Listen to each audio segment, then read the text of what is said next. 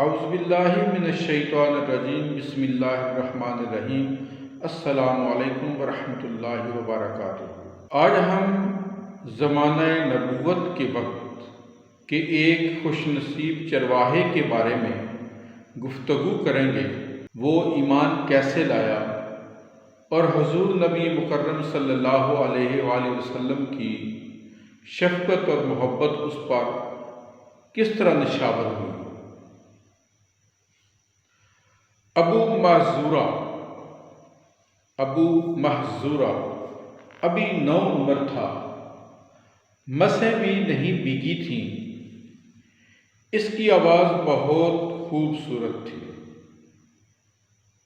وہ مکہ کا باسی تھا اور مکہ فتح ہو چکا تھا، مگر ابھی وہ اسلام کی نعمت سے محروم تھا۔ مکہ کے دیگر نوجوانوں کی طرح وہ بھی بکریاں چرایا کرتا تھا۔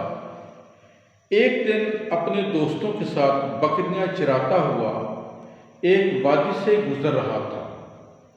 ادھر اللہ کے رسول صلی اللہ علیہ وآلہ وسلم بھی کسی جنگ میں شرکت کے لیے وہاں سے گزر رہے تھے۔ ایک وادی میں پڑاؤ ڈالا گیا۔ ظہر کی نماز کا وقت ہوا چاہتا تھا۔ حضرت بلال رضی اللہ تعالی عنہ کھڑے ہوئے اور بلند آواز سے اذان دینا شروع کی۔ حضرت بلال رضی اللہ تعالی عنہ کی بلند آواز دوسری وادی میں بکریاں چراتے ہوئے ابو محذورہ نے سن لی۔ اس نے دل لگی کے طور پر اس کی نقل اتارنا شروع کر دی۔ اس کے دوسرے ساتھی خاموشی سے اس کی آواز سن رہے تھے۔ بلال اذان دیتے رہے اور ابو محذورہ اس کی نقل اتارتے رہے۔ انداز میں تمسخر تھا مگر آواز غضب کی تھی۔ پھر ابو محذورہ کی قسمت جاگ گئی۔ اس کی خوبصورت آواز کو سرور کائنات صلی اللہ علیہ وآلہ وسلم نے سماعت فرمایا۔ آواز اچھی لگی۔ اذان ختم ہوئی تو حضرت علی اور حضرت زبیر رضی اللہ تعالی عنہ کو حکم دیا کہ اس اذان دینے والے کو لے کر آئیں۔ وہ پہاڑ کے پیچھے گئے، نوجوانوں کو پکڑا اور انہیں رسول اللہ صلی اللہ علیہ وآلہ وسلم کے پاس لے کر آئے۔ آپ صلی اللہ علیہ وآلہ وسلم نے پوچھا، من اذن منکم آنفا، تم میں سے ابھی کس نے اذان دی ہے؟ اب انہیں خجالت محسوس ہوئی، ہچکچاہٹ محسوس ہوئی۔ ایک دوسرے کی طرف دیکھنے لگے کہ وہ تو تمسخرانہ طور پر ایسا کر رہے تھے۔ آپ نے ایک کو فرمایا، تم اذان دو۔ اس نے اذان کہنی شروع کی تو اس کی آواز خوبصورت نہ تھی۔ اب دوسرے کو اشارہ ہوا، اس کی بھی آواز اتنی خوبصورت نہ تھی۔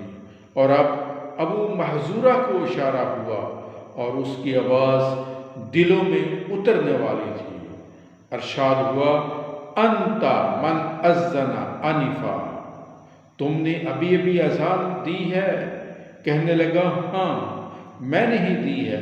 اب آپ صلی اللہ علیہ وآلہ وسلم نے اپنا دست مبارک آگے بڑھایا، ابو محذورہ کا عمامہ شریف اتارا، اس کے سر پر دست شفقت پھیرا اور دعا فرمائی، اللہم بارک فیہ وہدہ الی الاسلام، اے اللہ اس بچے میں برکت دے اور اسے اسلام کی ہدایت فرما۔ ابو محذورہ کی کیفیت کیا ہوگی؟ اللہ کے رسول کا لمس، وہ مبارک ہاتھ، لمس کی لذت، اور پھر اس کی قسمت جاگ اٹھی۔ اس نے کہا، اشہد ان لا الہ الا اللہ وانک رسول اللہ صلی اللہ تعالی علیہ وآلہ وسلم۔ اب آپ صلی اللہ علیہ وآلہ وسلم نے ابو محذورہ کو مزید بشارت دی اور وظیفہ مقرر فرمایا۔ پھر آپ صلی اللہ علیہ وسلم نے فرمایا، جاؤ تم مکہ والوں کے مؤذن مقرر کیے جاتے ہو، اب تم اہل مکہ کے مؤذن ہو۔ ابو محذورہ نے کہا اب ان بالوں کو نہیں کٹواؤں گا جن پر اللہ کے رسول صلی اللہ علیہ وآلہ وسلم نے دست شفقت رکھا ہے۔ مکہ مکرمہ میں کم و بیش 300 سال تک ان کی اولاد بطور مؤذن اذان دیتی رہی۔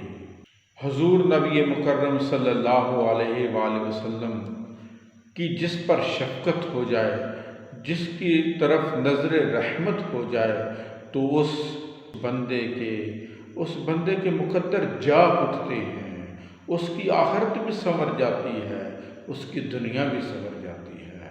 اللہ تبارک و تعالی ہمیں اپنے دلوں میں عشق و محبت مصطفیٰ صلی اللہ علیہ وآلہ وسلم نصیب فرمائے، آمین۔